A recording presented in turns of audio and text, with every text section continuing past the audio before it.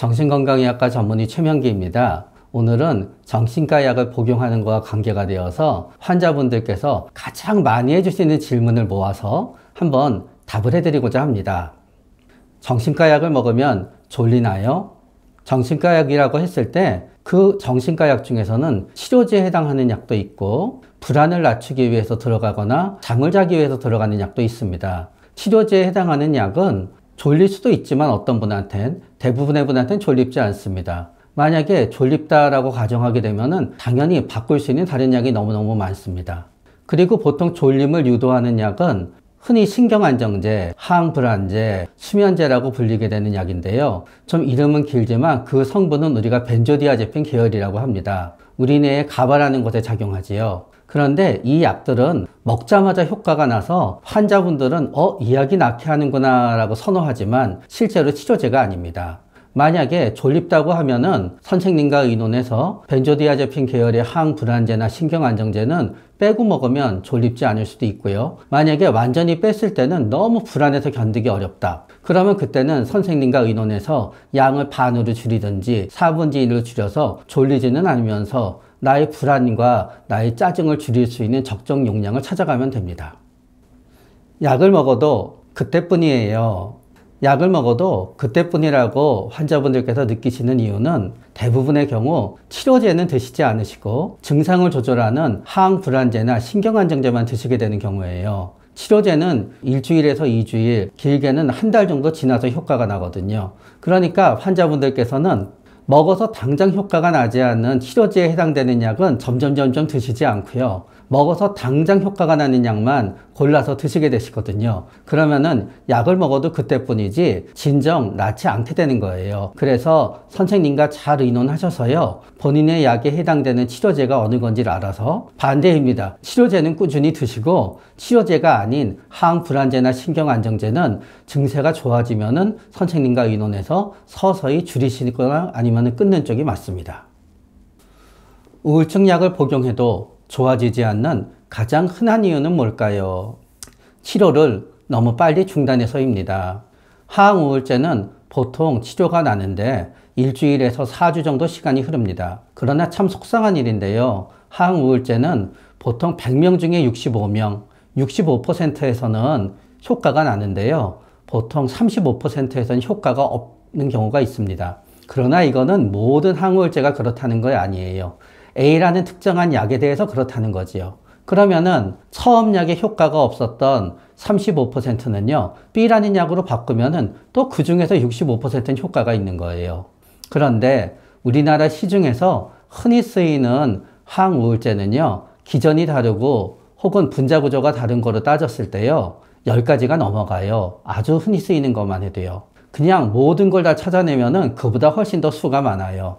그러면 여러분 계산이 분명하지 않습니까? 포기하지 않고 계속 약을 갖다 찾다가 보면은요, 약을 찾지 못하는 경우가 오히려 매우 드문 거지요. 그렇기 때문에 우리들은 우울증 환자분들은요, 진짜 우리나라에서 나오는 항우울제를 전부 다 4주에서 6주를 복용했는데 나한테 듣는 약이 하나도 없더라 하기 전까지는 절대로 포기하면 안 되는 거예요.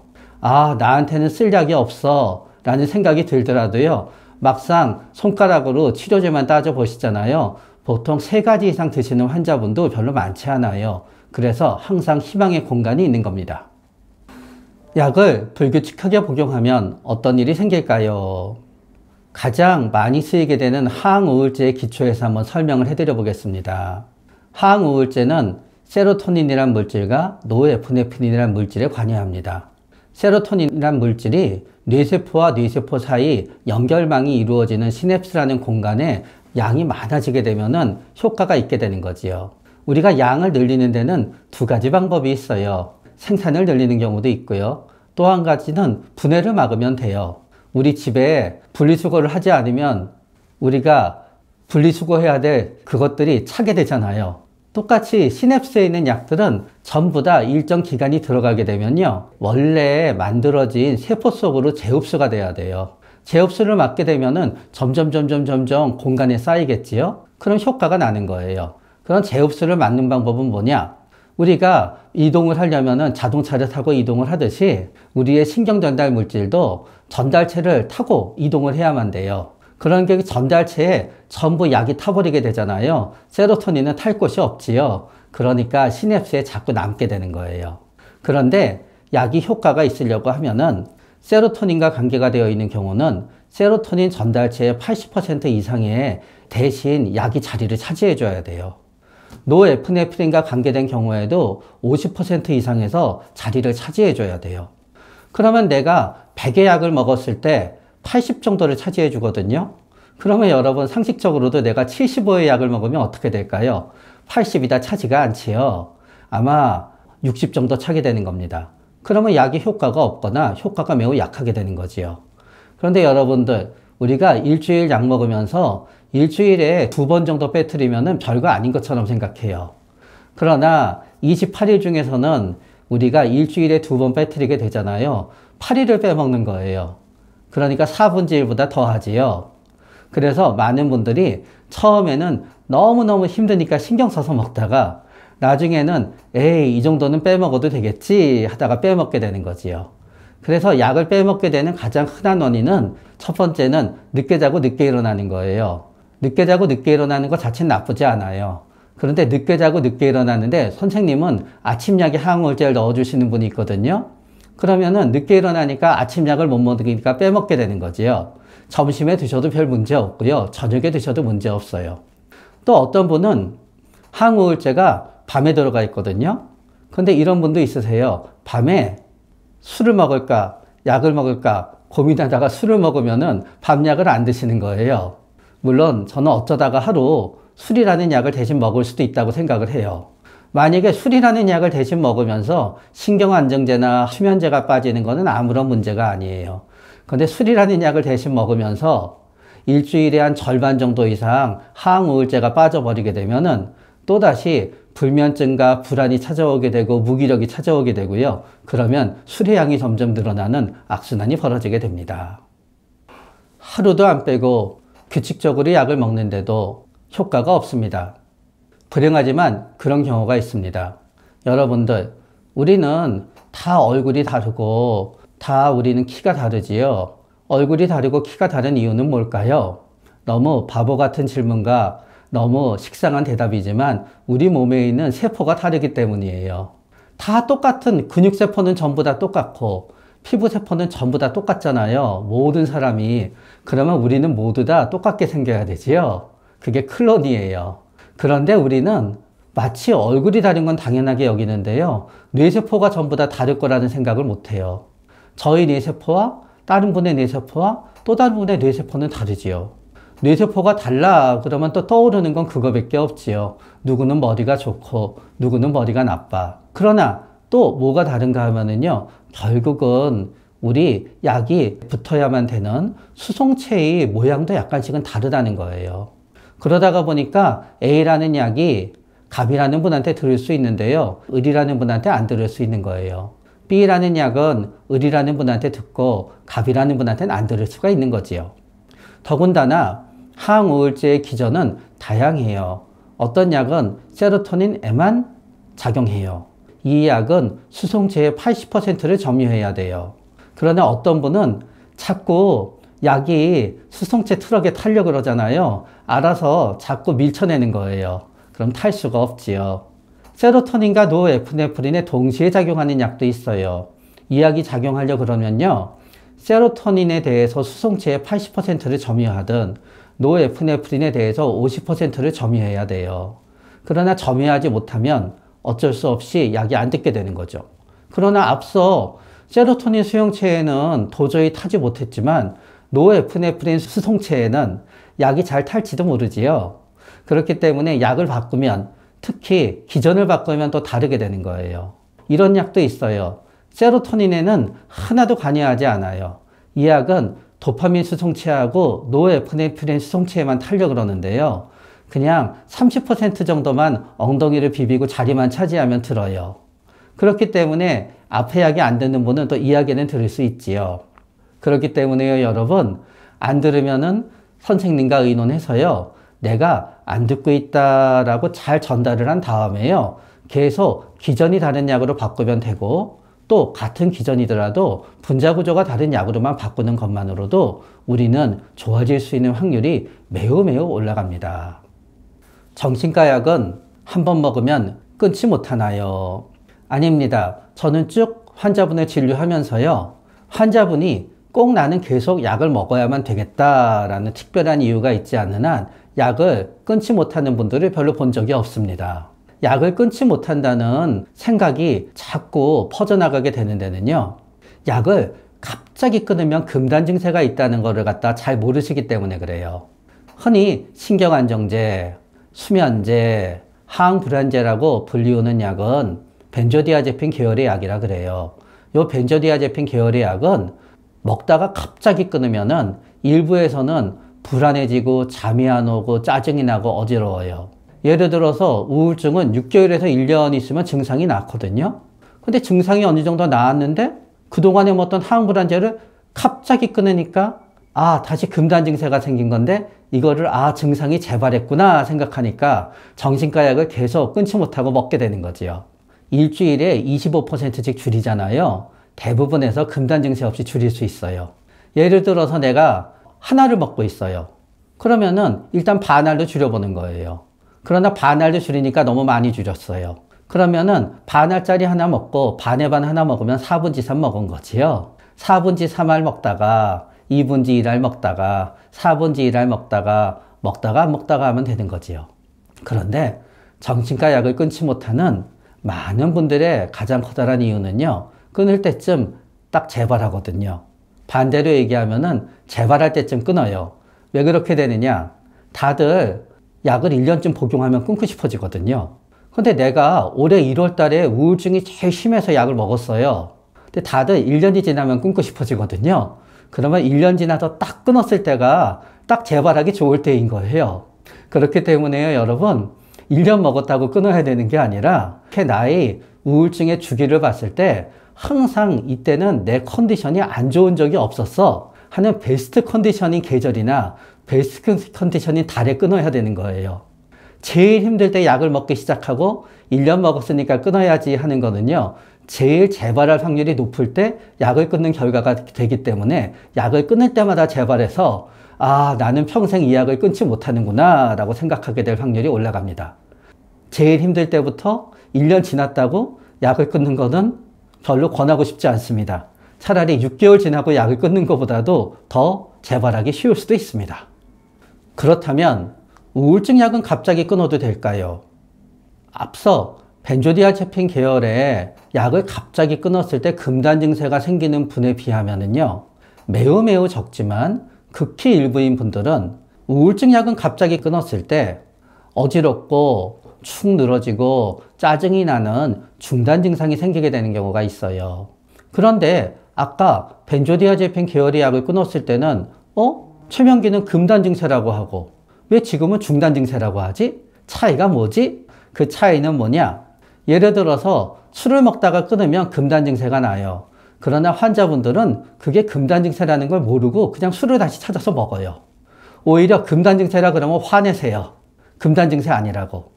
벤조디아제핀 계열의 약도 마찬가지인 거예요. 벤조디아제핀 계열의 약을 줄여 먹고 힘들잖아요. 알아서 자동으로 벤조디아제핀 계열의 약으로 손이 가요. 본능인 거예요, 일종의. 그런데 항우울제를 끊었을 때는요, 그게 알아서 자동으로 손이 가지가 않아요. 머릿속에서 가능성을 생각해 봐요. 혹시 갑자기 약을 끊어서 그런가? 이지만 자동으로 손이 가지 않고요, 끊은 김에 계속 끊고 싶어서 또 확인하고 또 확인하게 되지요. 그래서 우리는 이거를 중단 증세라 그래요. 그래서 영어로 금단 증세는 withdrawal symptom이고요. 중단 증세는 중단 증후군이라 그래요, 보통. discontinuation syndrome이라 그래요. 그래서 다르게 되지요. 이 discontinuation syndrome은 가장 많이 생기는 계열의 약이 있고 또 적게 생기는 계열의 약이 있어요. 약의 반감기가 짧으면 짧을수록 중단 증상이 일어날 확률이 높아요. 작용 시간이 길면은 길수록 중단 증상이 일어날 확률은 줄어들어요.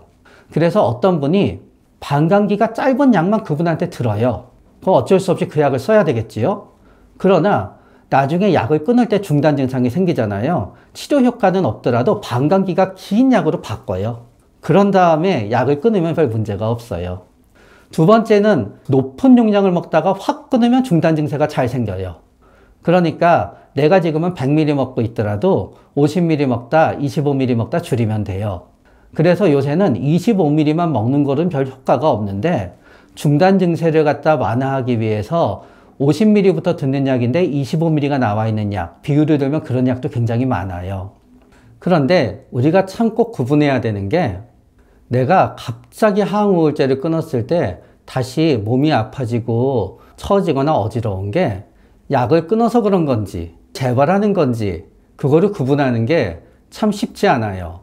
그러나 구분하는 원칙은 이렇게 돼요. 만약에 약을 끊어서 생긴 신체 증상은요, 결국은 약이 없는 상태에 우리 몸이 적응하면 없어져야 돼요. 그러니까 결국은 일주일이나 열흘 지나잖아요. 원래대로 다 괜찮아져야 돼요. 그런데 약을 끊었더니 점점 더 몸이 아픈 게 심해진다. 그거는 내가 너무 빨리 약을 끊어서 서서히 증상이 재발하고 있는 거지요. 만약에 어떤 약을 먹고 약을 끊었는데도 계속 몸이 아픈 게 지속이 된다고 하면 어떤 분들은 그 약 때문에 부작용으로 지금도 몸이 아프다고 생각하시거든요. 사실 그렇진 않아요. 그거는 결국은 처음에 약을 먹기 시작했을 때는 그 증상이 없었더라도 우울증이나 불안장애나 정신증이 전개가 되면서 그 증상이 생긴 거지요. 그리고 오히려 그 증상을 막아주던 약이 없어지면서 그 증상이 전면이 드러난 거예요. 두려워하지 마시고 다시 약을 드셔서 치료해야 되는 거지요, 그때는. 정신과 약을 먹으면 살이 찌나요? 살이 찌는 약도 있는 거는 사실입니다. 클로자핀이란 성분이나 올란자핀이란 성분이나 항우울제 중에 멀타자핀이란 성분의 약은 살이 찌는 경우가 꽤 많은 게 사실입니다. 선택적 세로토닌 제흡수 차단제는 대부분에서는 식욕에 영향을 주지 않습니다. 어떤 분이 만약에 감정 식사로 인해서 폭식을 해서 우울증 증세로 폭식을 해서 체중이 늘었다. 선택적 세로토닌 제흡수 차단제가 오히려 감정 식사를 줄여서 살을 빠지게 하기도 합니다. 어떤 분은 입맛이 떨어지는 게 너무 심하다는 이유로 약을 갖다 바꾸기도 합니다.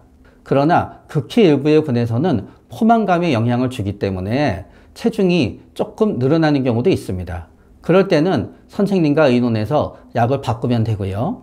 그리고 의외로 체중에 영향을 많이 주는 거는 우리가 수면 유도제라고 알고 있는 졸피뎀 성분의 약제입니다. 먹잖아요. 자꾸 자기도 모르게 뭔가 먹고 싶어져요.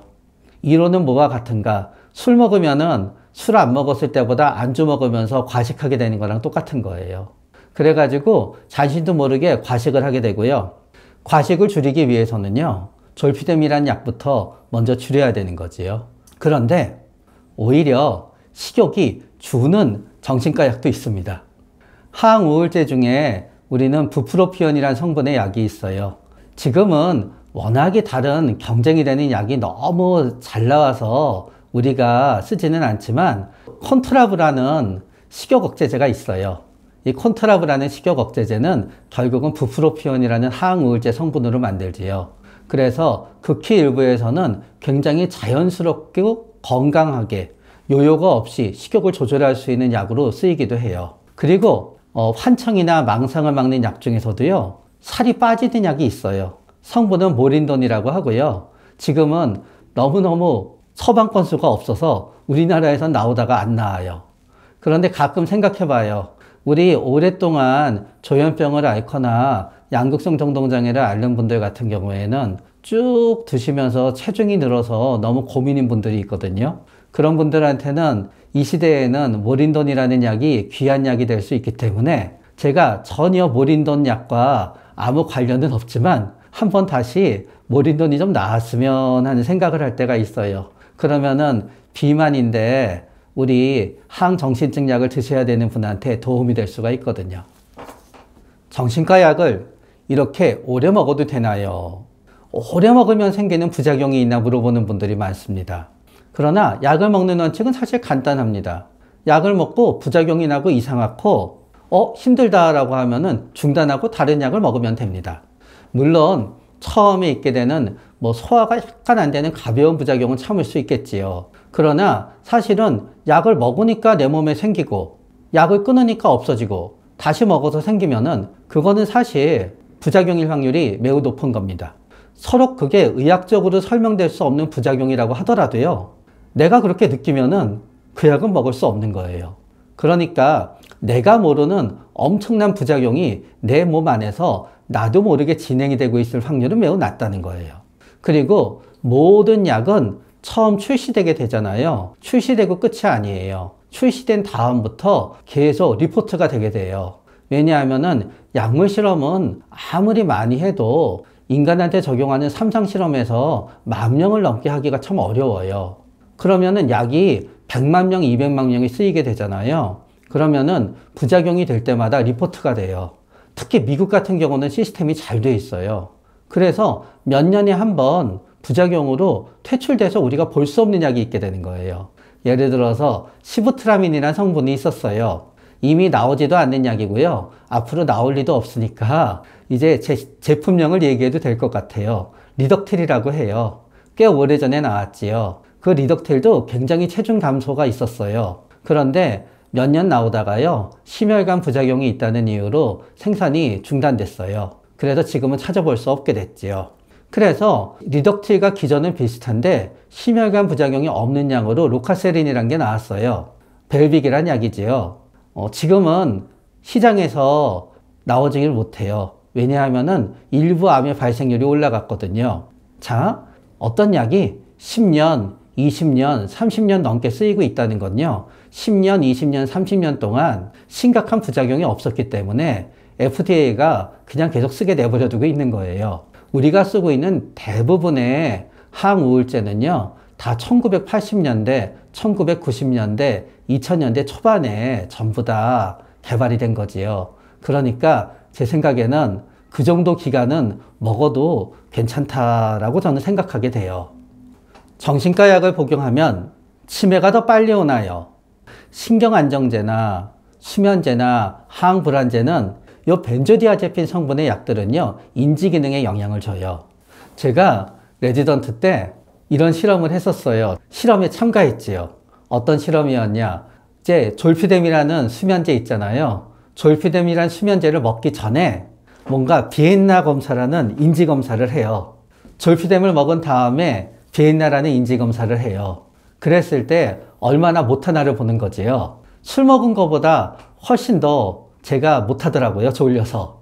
그래가지고 이 실험을 끝내고 제가 이제 병원 매점의 분식점에서 이렇게 밥을 먹고 있는데요, 거기서 일하시는 주인께서 저를 굉장히 측은하게 봤어요. 먹다가 숟가락을 놓고 잠이 들었거든요. 도대체 얼마나 일을 시켰길래 저렇게 됐냐고. 그래서 같이 있는 레지던트들이 으아 웃었지요. 그래서 인지기능이 낮아져요. 그런데 이게 좀 애매한 부분이 있는 거예요. 만약에 우리가 치매라는 걸 알기 위해서는 100의 상태에 도달해야 돼요. 그런데 그분의 뇌 속의 치매 상태는 80에 이미 도달해 있어요. 그런데 그분이 신경안정제나 항불안제나 수면제를 드시게 되면은요, 빨리 치매의 증상이 보이겠지요. 그러나 그분이 신경안정제나 수면제나 항불안제를 중단하잖아요. 또 인지기능이 향상이 되는 거예요. 그러면 이게 궁극적으로 장기적으로 치매를 유도하냐 아니냐에 대해서는 약간의 논란은 있게 되는 거지요. 그러나 어찌되었든 항불안제나 신경안정제나 수면제는 근본적인 치료약이 아니기 때문에 근본적인 치료약으로 바꾸어서 그 약을 먹을 필요가 없게 되면 좋겠지요. 그러나 그거를 제외한 항우울제는요, 오히려 치매를 갖다 예방하는 방법이 될 수 있는 거예요. 우리가 졸피뎀 같은 수면 유도제를 쓰다가 이제 서서히 바꾸기 위해서 우리는 졸립기는 하지만 금단 증세가 없는 약으로 우리는 바꾸게 돼요. 그때 많이 쓰는 성분이 트라조돈이란 성분이에요. 트라조돈이란 약은 충분히 150ml 정도 먹으면요, 항우울제로도 쓰일 수 있는데요, 150ml를 먹잖아요. 하루 종일 졸려서 아무것도 못하는 경우가 있어요. 그렇기 때문에 치료 용량까지 도달하기 제일 어려운 약으로 되어 있지요. 그러나 이 약은 25ml에서 100ml 정도를 사용하게 되잖아요. 보통 25에서 75를 사용하게 되면은 어떤 분들은 굉장히 편하게 잠을 자게 돼요. 그리고 이게 영국에서 쥐를 상대로 실험을 해봤더니요, 인지기능을 올리더래요.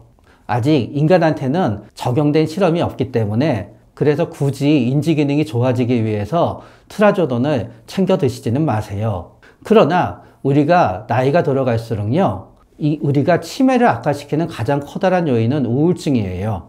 예를 들어서 젊은 사람들도요, 우울증에 걸리잖아요. 집중력이 떨어지면서 일이 하나도 안 돼요. 그래서 자기가 늙어서 그렇다, 나이 들어서 그렇다, 업무 능력이 떨어졌다고 생각하는데 봄 되면 또 괜찮아져요. 그런데 젊었을 때는요, 한 40, 50대까지는 인지 기능이 이렇게 떨어지잖아요. 원래로 회복이 돼요.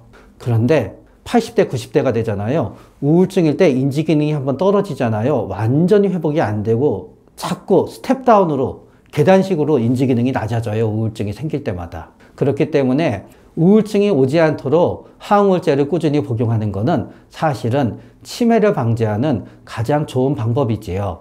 또 조현병이라든가 일부 정신증을 갖다 앓고 나게 되면은요, 우리가 왠지 환청이랑 망상은 없어졌는데 왠지 좀 우리 환자분들이 약간 좀 둔해진 듯하고 이해도가 좀 느려진 듯하고 왠지 눈치가 좀 없어진 듯이 보이는 분들이 있어요. 그러면 그거를 약의 부작용으로 잘못 알고 항정신증 약을 끊어서 자꾸 증상이 재발하고는 하거든요. 그거는요, 여러분, 음성 증상이라고 표현해요.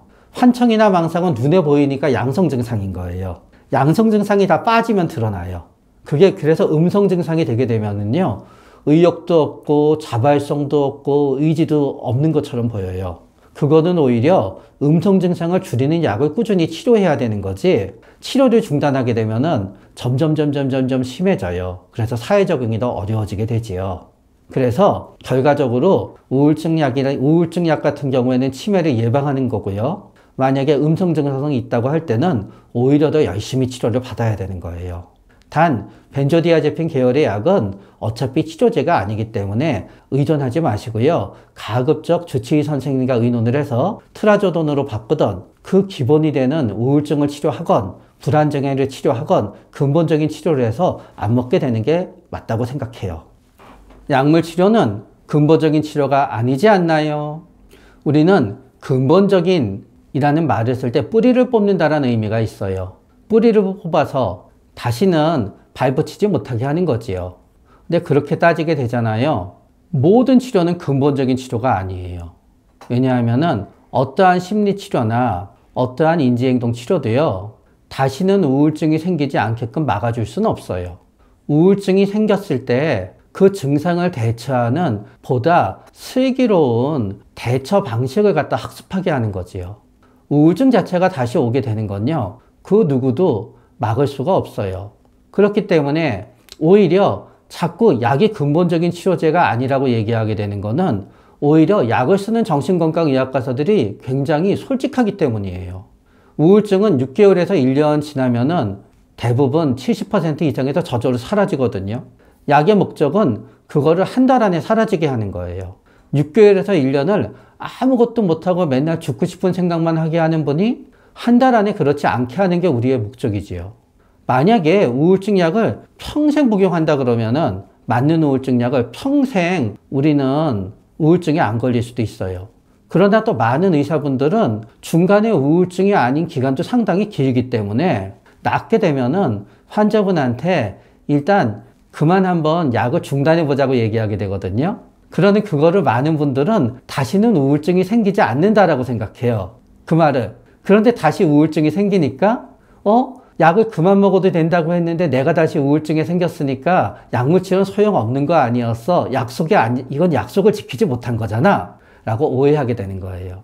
그러나 결국은 우울증이 생길 때마다 내 삶을 짧은 시간 안에 원래대로 복귀시킬 수 있다. 그러면 그것도 어떤 의미에서 근본적인 치료가 되는 거지요. 그리고 어떤 분들은 이렇게 생각해요. 내 의지로 저절로 낫는 건 제대로 낫는 거고 약을 먹고 낫는 건 제대로 낫는 게 아니라고 생각해요. 이거는 우울증에 대해서만 혹은 우리의 환청이나 망상을 동반하는 정신증에 대해서만 그렇게 생각하는 게 아니에요. 어떤 분들은 혈압약을 갖다 먹고 혈압이 조절되면은 제대로 건강한 게 아니고 혈압약을 안 먹고 조절돼야지 건강하다고 생각해요. 그때 건강의 개념은요, 사실은 우리 몸이 아무 이상이 없고 상당히 오랫동안 잘 기능을 유지할 수 있다는 의미의 건강이 아니라 마치 흠이 하나도 없어야 된다는 완벽주의에 기초한 건강을 생각하시는 거예요.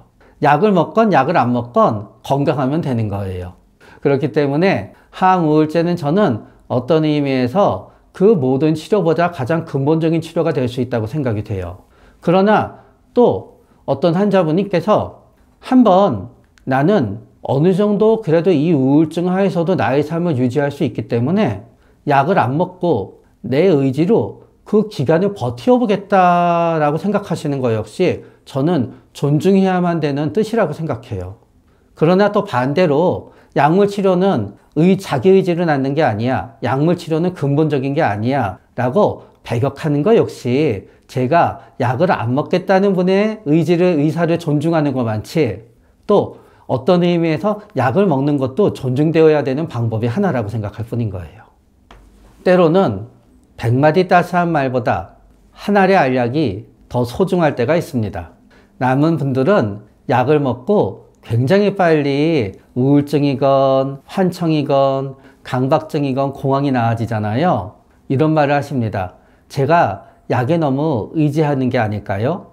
그런데 여러분, 물 안 마시면 목이 말라요. 우리가 물에 의존하는 건 아니지 않습니까? 밥을 먹으면은 배고픈 게 사라지는데 좀 시간이 지나면 또 밥을 먹으니까 왠지 밥에 의지하는 건가?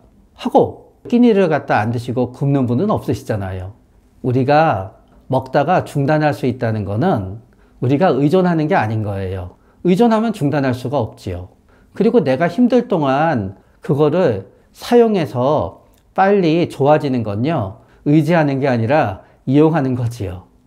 공황이 되었건 불안이 되었건 무기력이 되었건 우리는 당하면 당할수록 더 약해집니다.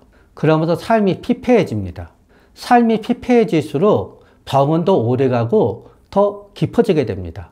그러면서 번번이 그 다음 병이 올 때마다 우리는 무너지게 되는 거지요. 그렇기 때문에 병을 내 의지로 이겨내기 위해서는 우리는 최소한도의 맑은 정신을 유지해야 됩니다. 그리고 약은 그 맑은 정신을 유지하게 해줍니다. 그러므로 인해서 우리의 삶이 단단해지잖아요. 다음에 병이 오게 되더라도 그 타격감은 줄어들게 됩니다. 그래서 어쩌면은 다음에 똑같은 병이 찾아오더라도요, 요번에는 약을 먹을 정도로 큰 타격을 입었지만 다음에는 그래 이 정도는 하고 약을 먹지 않더라도 우리는 이기게 될 수도 있는 거예요. 그러기 위해서는 요번에 나한테 엄청난 타격을 가하는 이 병들을 약을 써서 빨리 없애야 되는 거예요. 지금 빨리 이거를 처리하지 못하잖아요. 나의 삶은 점점 피폐해지기 때문에 정신과 관계되어 있는, 뇌와 관계되어 있는 병에 저항하는 나의 저항력 역시 더 약해지게 되는 겁니다. 그래서 때로는 한 알의 알약이 100마디 따스한 말보다 우리에게 더 큰 용기와 희망을 줄 수도 있게 되는 거지요.